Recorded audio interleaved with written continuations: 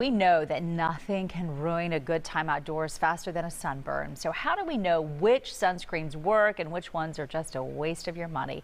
Dr. Elizabeth Garza, pediatrician with Texas Children's Pediatrics, joins us live with her recommendations. Hello there to you. Thank you for joining us this morning. It can be tough when you go into a grocery store, you go into the pharmacy, wherever you are, and just see shelf after shelf of all these sunscreens. How do you know which one is the right one for your family?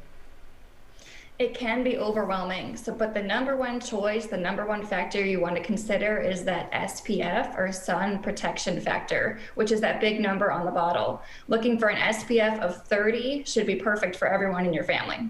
Oh, that's good to know. Now, do you think that it's really important for the little ones especially to buy a certain one for them that's different than the family, or is it okay as long as it's 30 to be for everyone in the family? It depends how young. So if you have little ones less than 2 years old, you do want to choose more of a mineral-based sunscreen, which has less of the chemicals. And that's the one that goes on a little bit thicker and provides a physical barrier. So for young babies over 6 months, but less than 2, you do want to try to choose a mineral sunscreen. But anyone over 2 can use the same sunscreen for the whole family. Well, let me tell everybody, it's so important to do this, whether you're in your car or wherever. I have had basal cell carcinoma on my face multiple times. It is not fun to deal with. And I tend to really go for that high SPF. But again, you said 30 is truly high enough. You don't have to fall for the gimmicks that 60. I've even seen 100 proof. Yes, it's true. So less than 30 is not enough, but we don't really know that anything above 30 provides any added benefit. Now, a lot of times when you find the baby bottle, which has the mineral component and is less fragrance or less chemicals for the babies, it will say 60 or 70 on it, but you don't have to look for that SPF of 70 or 80 or 100. That's probably a gimmick. We don't really know that that protects you any better than the 30 would. Well, we know a lot of times when people are wearing that sunscreen, it may be because they're around a water source. It's so easy for it to wash off. What are your reminders about that? If it says waterproof, is it really? And regardless of what it says, how often do you want people to reapply to really protect themselves?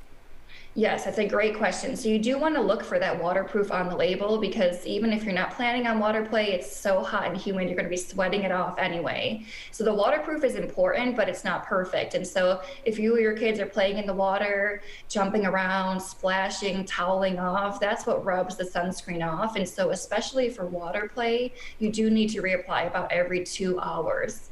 Now, if you're doing a more dry activity, which is a little bit hard in this weather because you're going to sweat no matter what, but if you were at the park kind of early in the day and you're not super sweaty, it could last you closer to 4 hours. But when you're in the water, that 2-hour mark is really important for reapplying. Now, what about all those all natural and mineral sunscreens? Do they add up?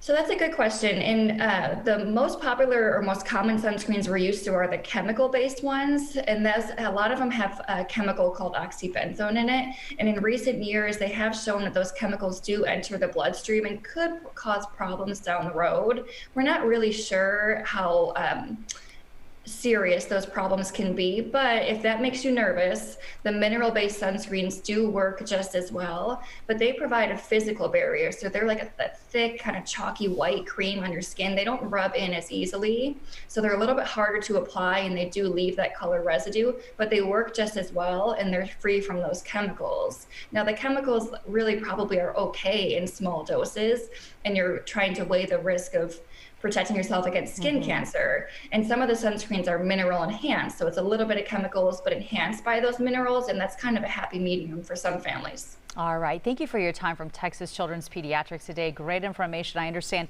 the FDA has recalled some sunscreens. Are concerned about benzene found in them. It's not on the ingredient list, but especially in those spray ones. So we just want to make sure our viewers know that. Thank you. And hopefully everyone will just swipe it on when they go outside. Thank you so much.